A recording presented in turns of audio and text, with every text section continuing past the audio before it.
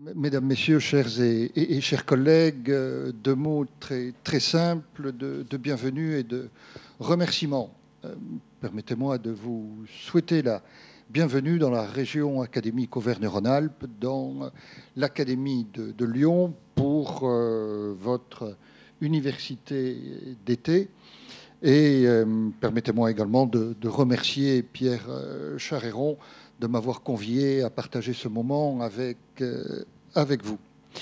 Vous avez choisi Lyon, et nous sommes très, très sensibles à ce choix qui nous honore, qui témoigne sans doute du dynamisme, de la place de l'INSPE dans notre académie, dans une grande académie universitaire, attractive, qui attire encore, et nous nous en réjouissons régulièrement, de nombreux étudiants dans les carrières de l'enseignement.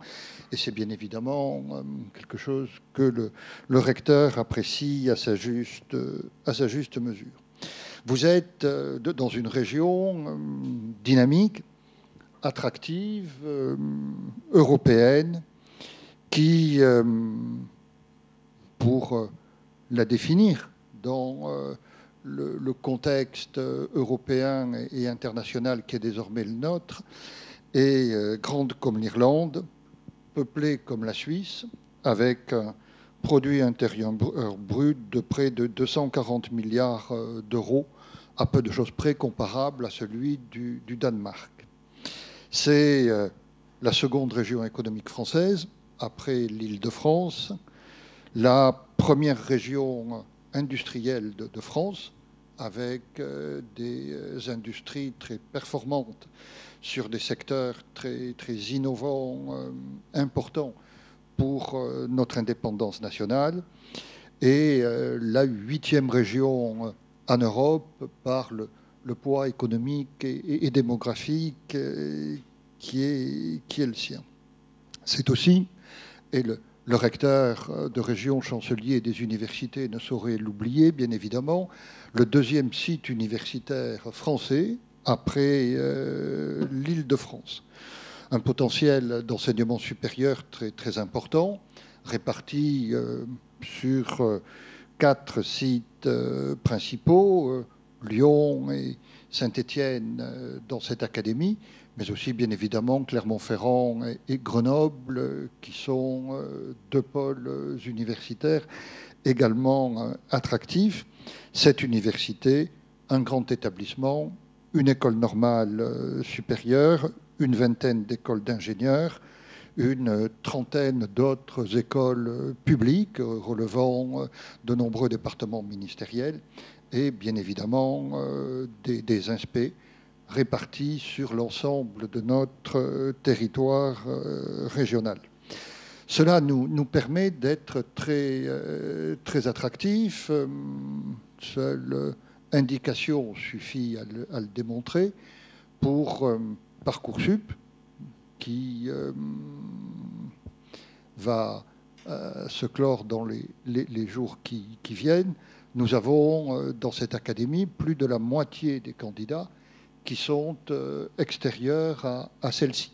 C'est dire l'attractivité qui est la nôtre, et nous attirons donc beaucoup de bacheliers, beaucoup de jeunes étudiants qui ne sont pas originaires de l'Académie de Lyon, qui pour bon nombre d'entre eux ne sont pas originaires d'Auvergne-Rhône-Alpes, mais qui choisissent Lyon pour poursuivre leurs études post-baccalauréat. Et c'est bien évidemment quelque chose qui est très important pour nous. Nous avons aussi la chance d'avoir une très forte présence de tous les organismes de recherche.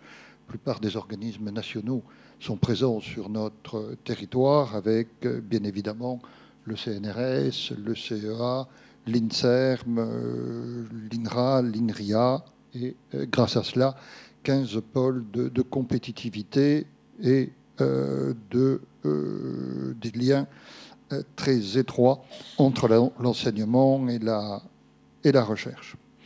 L'Académie de Lyon est aussi une académie très dense sur le plan de la démographie scolaire, 340 000 écoliers, 175 000 collégiens, 112 000 lycéens et plus de 2600 écoles et établissements scolaires, collèges et lycées.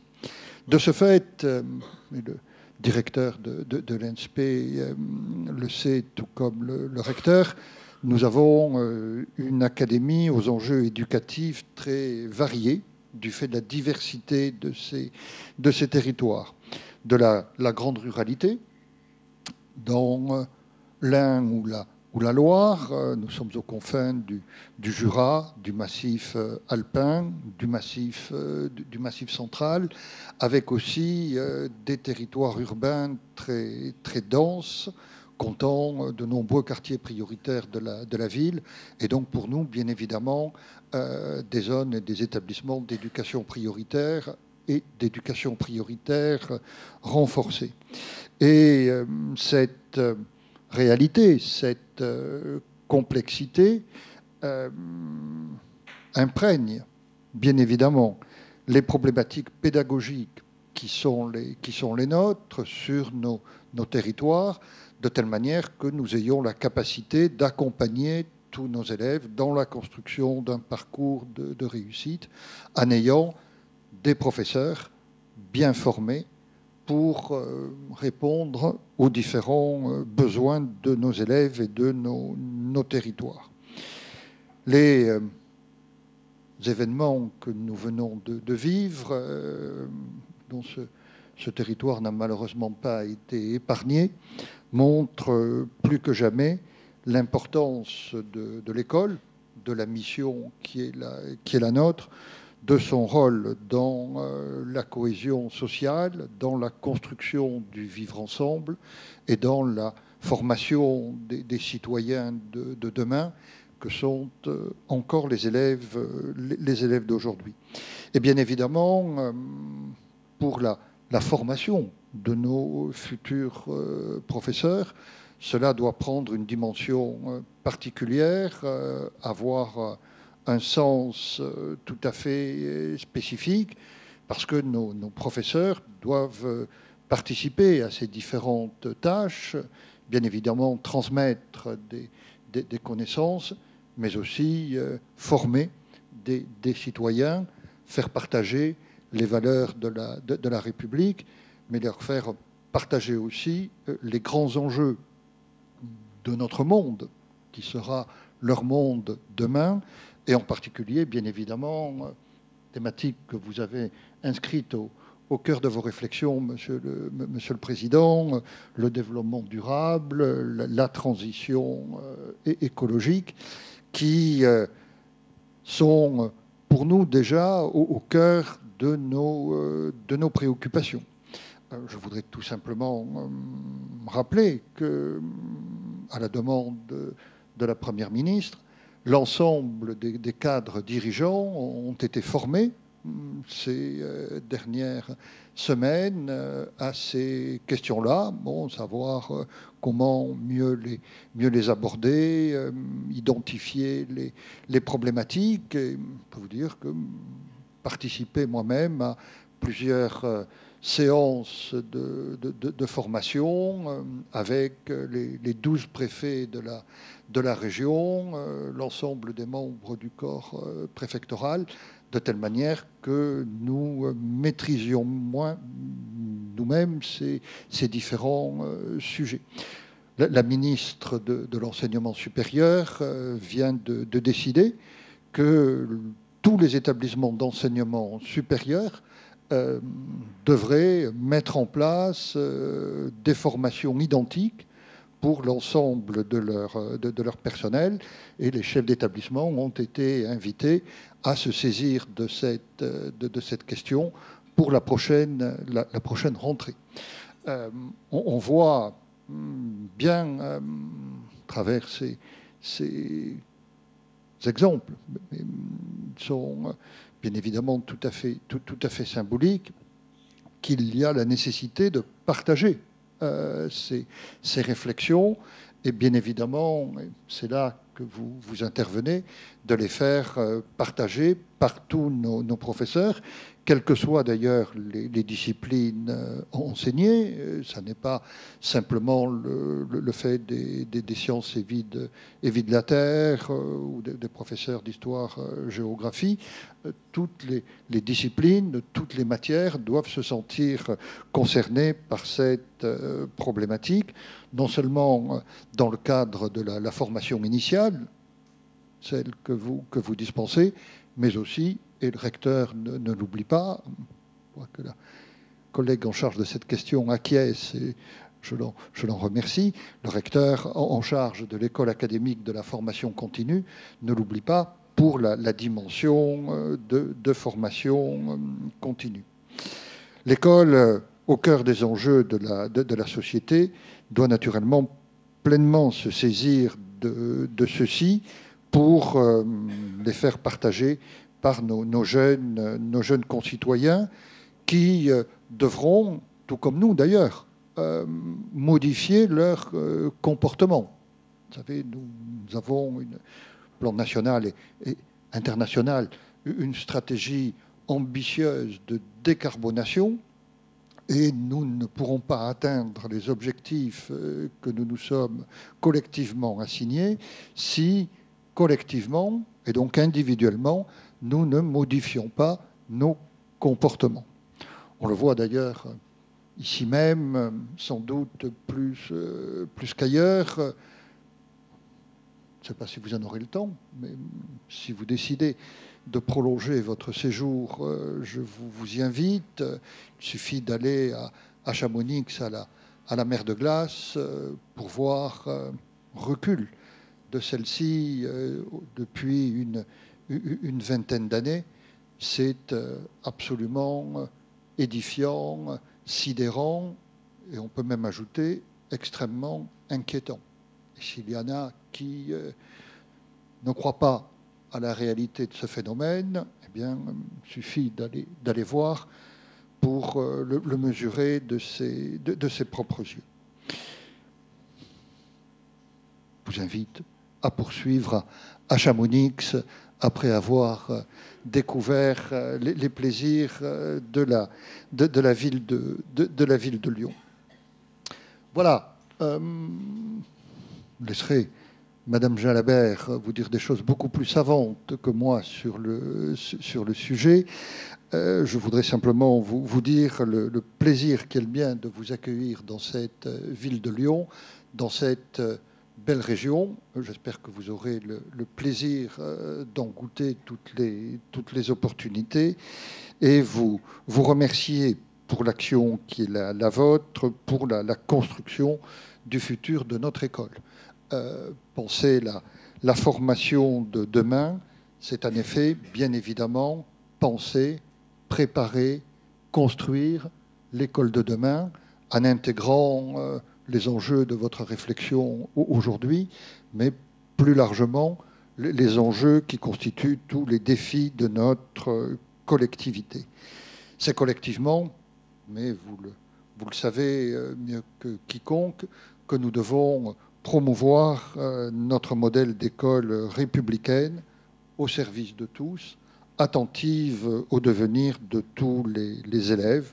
Et pour cela, il y a besoin de continuer à donner du sens à la mission éducative, que certains ne perçoivent pas toujours dans son exacte dimension, et recréer bien évidemment la confiance indispensable entre l'école et sa société. Merci pour votre attention, merci pour votre écoute bienveillante.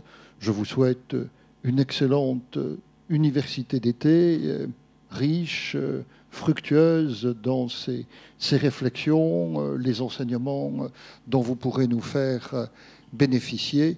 Notre école a besoin de votre réflexion collective et de votre apport. Merci infiniment.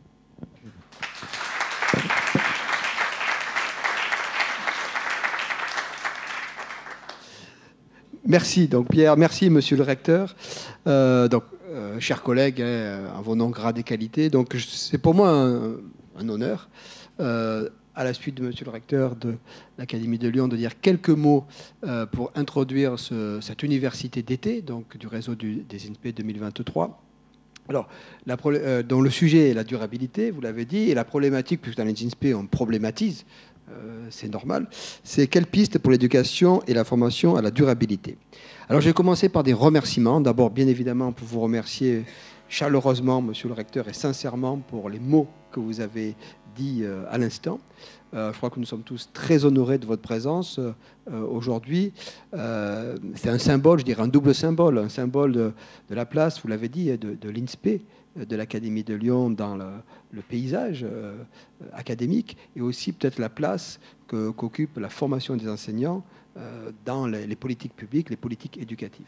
Donc vraiment un très très grand merci pour votre présence qui est très symbolique. Alors j'ai noté, Chamonix, peut-être on pourrait prolonger, peut-être pas demain, mais ça donne une perspective, parce que ce qui est bien quand on fait ces universités d'été, c'est qu'il y ait des prolongements, que ça ne s'arrête pas dans 2 jours, mais qu'on puisse poursuivre. Donc on a déjà noté, donc merci Pierre d'organiser Chamonix pour la suite.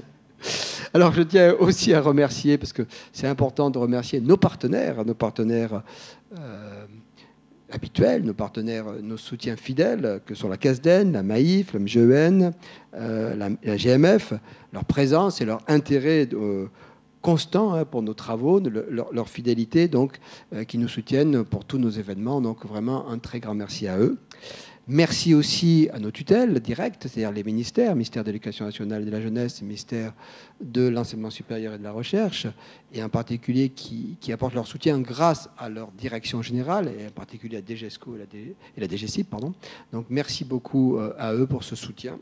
Merci bien évidemment à toi, Pierre, à toutes tes équipes pour l'accueil qui nous est réservé. L'accueil, je sais qu'il va durer, mais en tout cas, il a commencé aujourd'hui, et moi qui suis arrivé juste à l'heure, j'ai vu, j'étais tout de suite pris en charge magnifiquement, donc merci d'accueillir dans ce lieu qui est quand même magnifique, et à la fois le patrimoine qui appartient quand même à notre patrimoine de l'éducation nationale.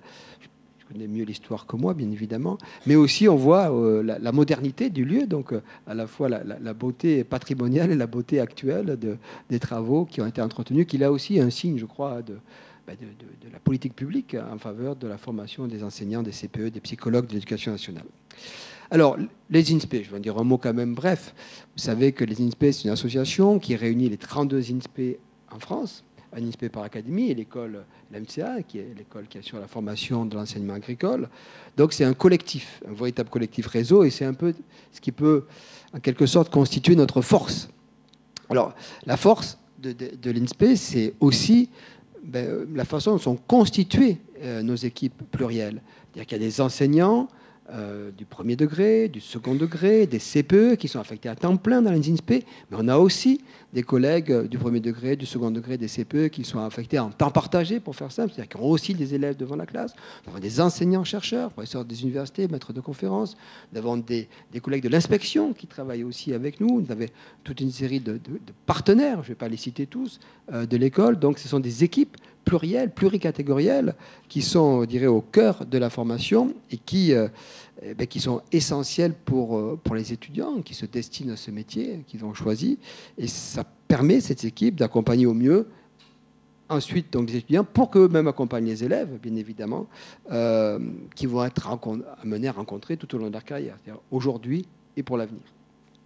Alors ce travail collectif du réseau, je pense, est clairement riche, il est dense. Je pourrais le développer longuement, mais je vais être bref, simplement pour dire qu'il s'articule au cours de 4 commissions. Commission avec des vice-présidents du réseau, donc formation, moyens et gouvernance, bien évidemment relations internationales et partenariats, recherche, c'est l'évidence pour une composante universitaire. Et puis nous avons également 15 groupes de travail donc, qui régulièrement sont convoqués et je dirais, on peut voir l'étendue de l'ensemble de nos expertises. Alors les métiers de l'enseignement, les métiers de l'éducation sont des professions de passion, souvent, ce sont des choix motivés, mais ce sont aussi des métiers complexes pour lesquels il faut acquérir véritablement des compétences professionnelles dans toutes leurs dimensions. Donc ce sont des compétences professionnelles disciplinaires, c'est la base. On ne peut pas enseigner si on n'a pas la maîtrise des savoirs disciplinaires. Je crois que c'est une évidence, il faut quand même le rappeler. C'est nécessaire, mais on va dire que ce n'est pas suffisant. On le voit bien, vous l'avez dit, monsieur le recteur, dans le monde actuel, il y a besoin d'autres compétences professionnelles. Je ne vais pas le lister ici, vous les connaissez, mais c'est l'ensemble de ces compétences professionnelles qui doivent se construire progressivement, hein, sur un temps long pour nous, à l'université, mais des compétences professionnelles pour faire face, bien évidemment, à l'actualité du moment, mais aussi à toute la carrière, à tout ce qui va se dérouler tout au long de leur longue carrière. Alors, pour cela, le réseau des INSPE, bien sûr, il y a les enseignements, mais il y a aussi les événements comme aujourd'hui, l'université d'été, les colloques, les journées d'études, qui sont développés tout au long de l'année, tout au fil de l'eau, et qui viennent nourrir la réflexion collective, et qui sont construits en fait autour de 4 objectifs complémentaires. Le transfert d'expertise, là on revient à la recherche, hein, notamment au travail de la recherche, l'articulation entre la recherche qui se fait et bien évidemment la formation qui est indispensable. Je n'ai pas la peine de... Mais c'est valable dans tous les domaines. C'est valable dans les domaines de l'éducation. C'est aussi valable dans le domaine disciplinaire, puisqu'il y a des progrès disciplinaires dans la recherche. Donc c'est la recherche dans toute sa dimension qui doit être prise en compte dans les formations.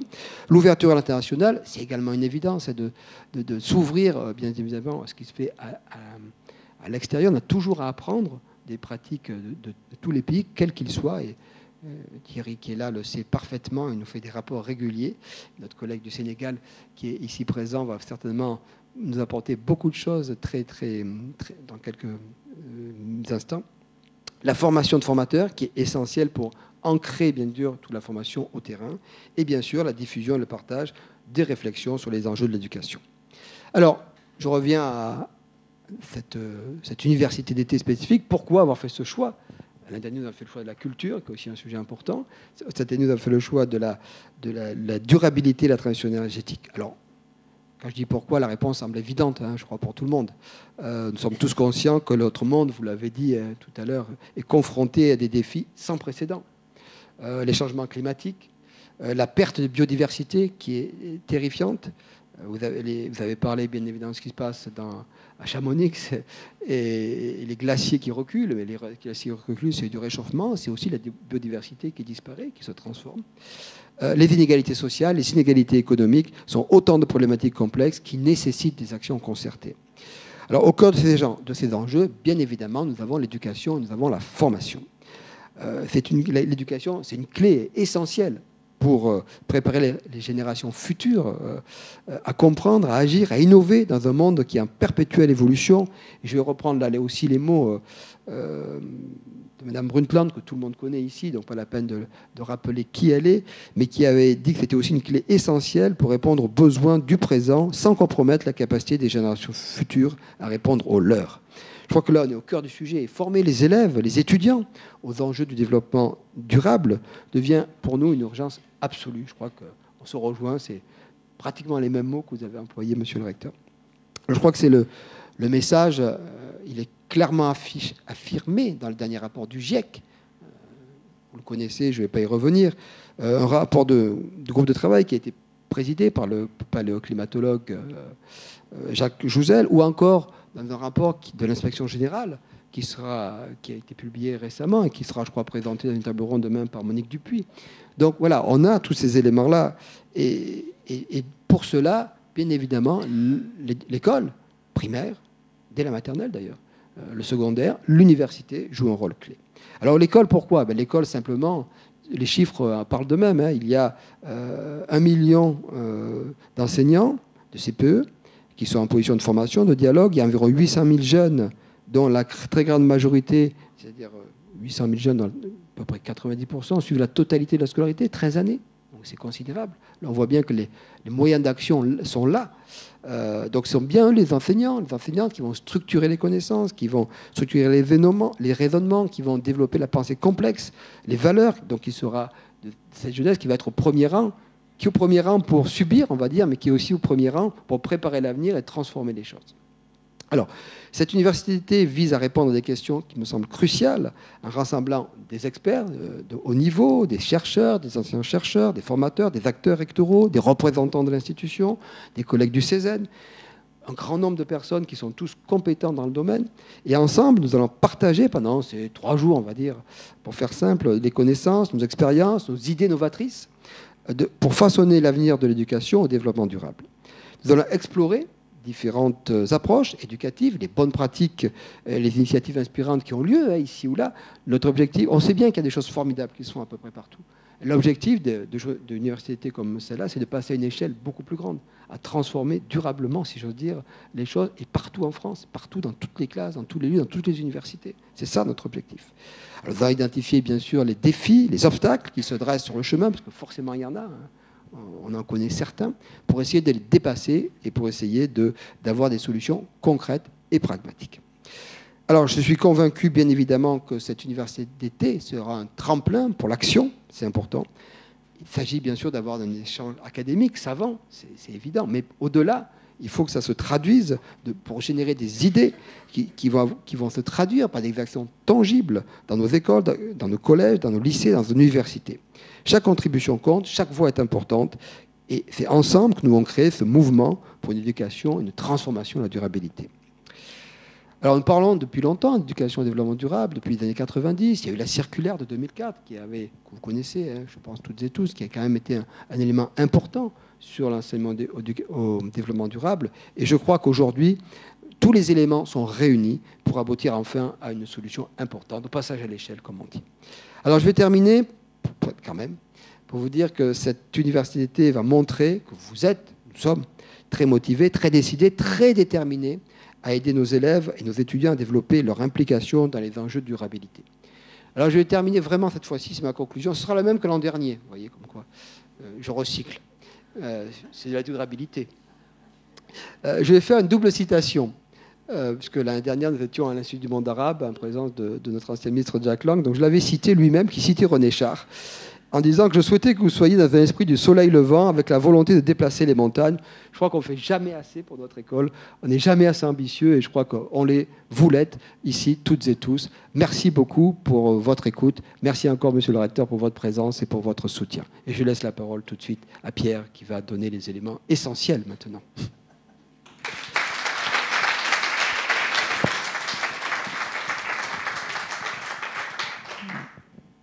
Merci Alain pour ces mots. On a essayé de ne pas trop recycler quand même dans le programme qu'on va vous proposer.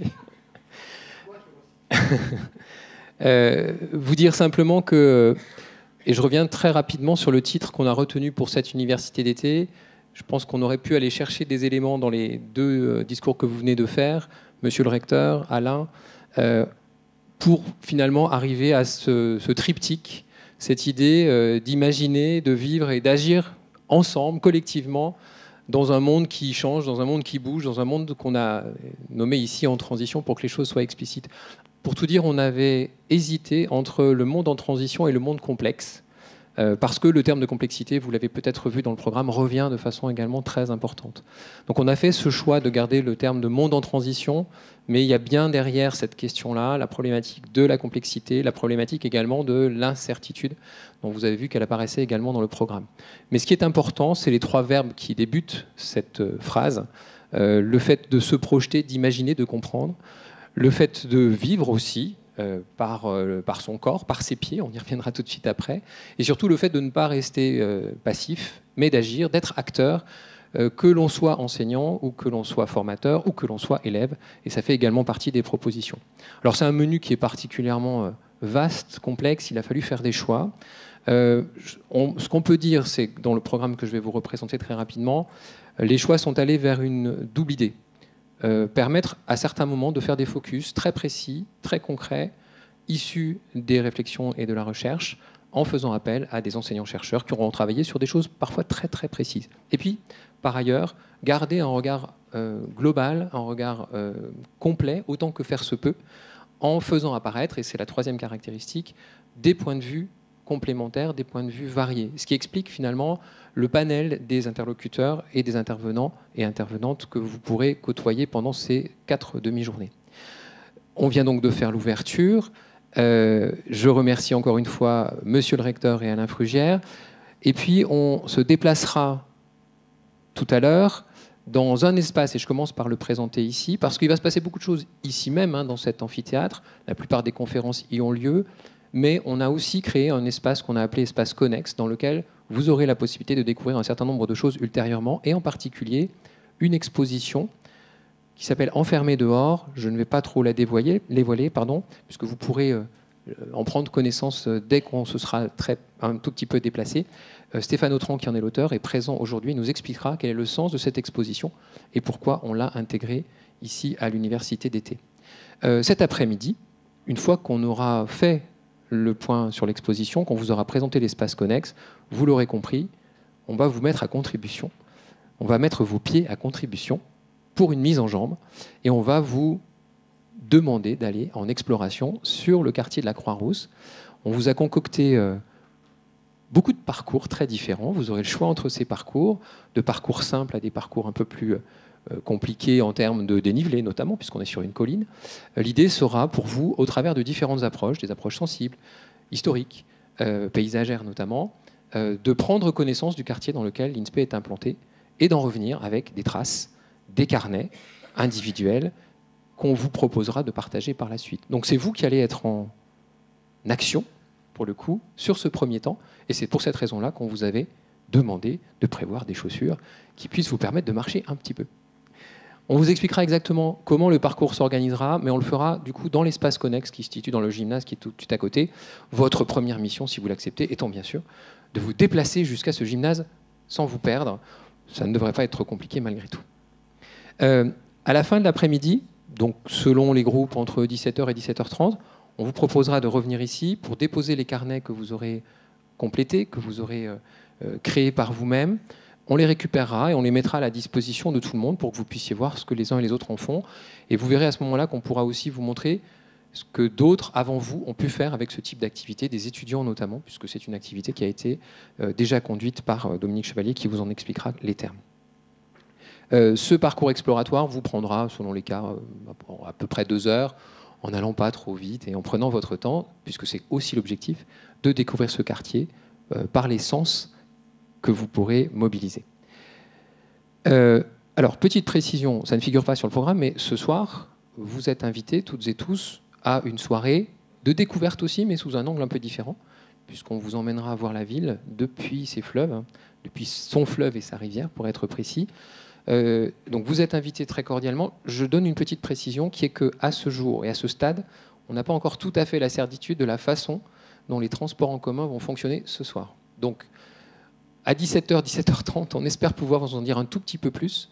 Sur les dernières journées, les métros fonctionnaient au-delà de 21h. Par contre, pas les bus, pas les trams. Donc là, on a une petite question à régler.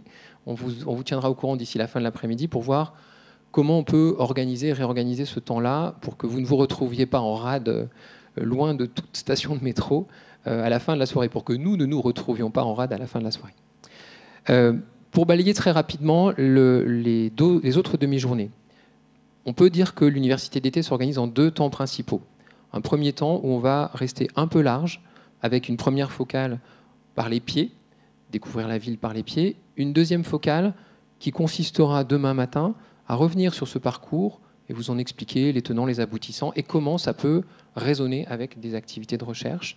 Et ensuite, comme cela a été dit tout à l'heure, on a sollicité des représentants qu'on qualifiera d'institutionnels, représentants universitaires, représentants des collectivités territoriales. C'est le cas de Madame Morera, qui est vice-présidente en charge des écoles pour la métropole de Lyon, mais aussi Monsieur Lagadec, qui est expert, conseiller scientifique et pédagogique auprès du ministère de l'Enseignement supérieur. La question qu'on leur posera, c'est vous, du point de vue qui est le vôtre, comment prenez-vous en compte la question de l'éducation à la durabilité dans vos propres missions?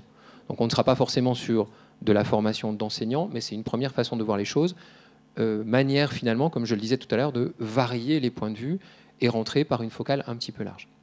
Une fois qu'on aurait fait cela, alors le président Fleury, on n'a pas eu le temps de modifier le programme ici, finalement ne pourra pas être présent, il sera représenté par Bruno Andrioletti. Une fois qu'on aura fait ça, on aura bouclé la première partie. Et on entrera ensuite dans une seconde partie. On va dire qu'on rentrera ici sur une mise en perspective un peu plus forte, une mise en question, avec cette fois-ci l'idée d'aborder les choses sous un angle encore plus scientifique que précédemment. Et en 3 tables rondes et conférences successives, on abordera 3 questions essentielles. Alors, on fera précéder ça d'une introduction. Le nom de Monique Dupuy a été cité tout à l'heure, inspectrice générale. Elle participera à la première table ronde, en compagnie de Didier Mulnette, qui est formateur à l'INSPE de Clermont-Ferrand, mais qui par ailleurs est aussi membre d'une association qui s'appelle le Réunifed, qui agit pour la question de l'éducation à la durabilité, et tous deux étant par ailleurs membres du Conseil scientifique de l'éducation nationale. Donc on les interrogera là aussi sur le rôle qui est le leur, et on le fera en compagnie de M. Alioune Dione, qui est présent ici, qui nous a rejoint depuis Fatick au Sénégal, la région de Fatick au Sénégal, pour nous donner les perspectives d'un autre point de vue encore que ceux qui auront été abordés jusqu'à présent. Une fois cette introduction passée, on passera en revue 3 grandes séries de questions. Première question, c'est quelles sont les formes que prennent les éducations à la formation à la durabilité. On le fera à différentes échelles, d'abord dans la classe pour être clair, ou plutôt hors la classe pour être encore plus clair, avec un programme qui est le programme Classe-Mère, et c'est Amandine Chapuis qui nous en parlera. Ensuite, on ira chercher des éléments un petit peu plus globaux avec la question de l'éducation au développement durable et la labellisation E3D. Alors non pas, comme nous le présentera Marie-Laure Jalabert en introduction globale, puisque c'est elle qui ouvrira cette série-là, sous l'angle de ce qui est fait dans les établissements, mais plutôt avec l'angle de la recherche. Et vous verrez qu'à chaque fois, on essaiera d'interroger les acteurs réels, concrets, ceux qui mettent en œuvre, et le regard que peuvent porter sur les actions les enseignants-chercheurs. Ici, c'est Evelyne Bois de l'Université d'Orléans-Tours qui interviendra. Et on terminera par une perspective encore plus globale avec Fawzia Khalili Kantloub, Université de Rouen, qui interrogera, elle, la façon dont les curricula sont construits. Donc, vous l'aurez compris, on prend du recul à chaque fois pour avoir une perspective de plus en plus globale. Donc, première question, c'est finalement, quelles sont les formes que prennent les éducations A et la formation à la durabilité. Deuxième grande série de questions, après la remise des trophées durabilité. Deuxième grande série de questions, comment est-ce qu'on peut interroger le rapport au réel et la façon dont ce rapport au réel conditionne les éducations, la formation à la durabilité, que ce soit du point de vue enseignant ou du point de vue des élèves. Avec 4 ateliers qui se construiront en parallèle. On vous a demandé de vous inscrire. Donc Denis Vigneron qui interrogera la question dont la façon dont le vocabulaire, dont la maîtrise du vocabulaire, dont le langage peut venir conditionner le rapport que l'on peut avoir au réel. Ensuite, Chantal Berdier, qui, dans la façon de penser le réel, viendra interroger la façon dont on gère finalement ses propres effluents, et qu'est-ce que ça nous fait, très concrètement. Bérangère Roulet-Renouleau, réseau Canopé, interviendra sur la question de l'équilibre entre rapport au réel, rapport au virtuel, les questions de sobriété numérique. Et on terminera enfin puisque c'est en parallèle, une question qui est celle de l'éco-anxiété. Qu'est-ce que l'on met derrière ce terme-là? Qu'est-ce qu'on en fait très concrètement? Et c'est Nicolas Valla, qui est psychologue clinicien, qui viendra nous en parler, en partenariat ici avec la MGEN en l'occurrence. Vous aurez remarqué également qu'à chaque fin de ces ateliers ou de ces mini-conférences, on fera le point tous ensemble, avec les 3 ou 4 intervenants qui auront précédé, pour pouvoir mettre en commun ce qui aura été partagé ici dans les différents ateliers. Et puis, pour ce qui concerne le 5 juillet, au matin, la fin de la matinée consistera en 2 conférences, un peu plus conséquentes que les précédentes, une 40aine de minutes. Pour la première, la question de la complexité et de l'incertitude et la prise en compte de ces 2 concepts dans les classes par les élèves. Il s'agit ici d'interventions de Jean-Yves Léna et Raphaël Chalmot de l'Université de Toulouse. Et on terminera par une intervention de Jean-Marc Lange, qui est professeur de l'université à Montpellier, qui interrogera, lui, la question des pratiques et des postures. Et on retrouvera ici l'idée de l'agir, l'idée d'être et l'idée de vivre et d'être acteur de ces différents éléments. Après une dernière mise en commun, on rendra la parole à Alain Frugière, qui clôturera cette université d'été. Vous voyez que le programme est conséquent.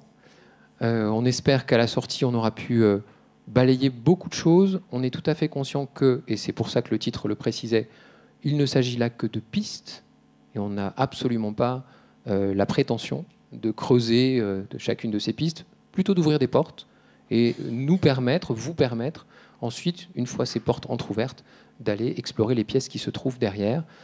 Il y a un point absolument essentiel dans l'université d'été, mais je crois que ça vaut pour toutes les universités d'été, c'est le fait qu'on est aussi là pour échanger, pour partager, nos expériences, les mettre au pot commun et pouvoir à la sortie repartir plus riche qu'on est arrivé chacun et chacune d'entre nous. Voilà pour ce programme. Je ne sais pas s'il évoque des questions, s'il appelle des questions de votre part. Je termine quand même en vous donnant le plan pour ne pas vous perdre en route. Vous aurez remarqué qu'on a essayé finalement de concentrer l'essentiel de l'université d'été dans un espace qui est assez restreint et qui se trouve autour de la petite cour par laquelle vous êtes arrivé. La raison en est à la fois simple et très prosaïque. Sur le reste du site, on a des travaux très très importants actuellement. Alors si j'en parle, c'est parce qu'en fait ces travaux participent aussi de la question du développement durable. La métropole propriétaire des locaux est en train de refaire toutes les toitures de la partie ancienne des bâtiments. Et donc, par la même occasion, de changer les huisseries et donc également d'isoler, ce qui devrait permettre là aussi de gagner en performance énergétique par d'autres aspects. Donc très concrètement, on est à la fois pour l'instant tributaire de ces conditions, on en subit un peu les contraintes, mais avec la perspective à terme d'avoir quelque chose qui sera en termes bâtimentaires plus efficace. L'idée aussi de vous accueillir sur cet espace-là, mais vous l'aurez compris, c'est que c'est sur l'espace de l'INSPE celui qui est le plus végétalisé. Et par les temps qui courent, même si aujourd'hui il ne fait pas très chaud, on est dans quelque chose qui ne serait pas un îlot de chaleur urbain, mais plutôt un lieu préservé de la chaleur urbaine, avec les arbres sous lesquels vous avez pu prendre le café tout à l'heure, et je l'espère, nous pourrons manger demain. Donc c'était un petit peu cette idée de vous accueillir dans cet espace-là.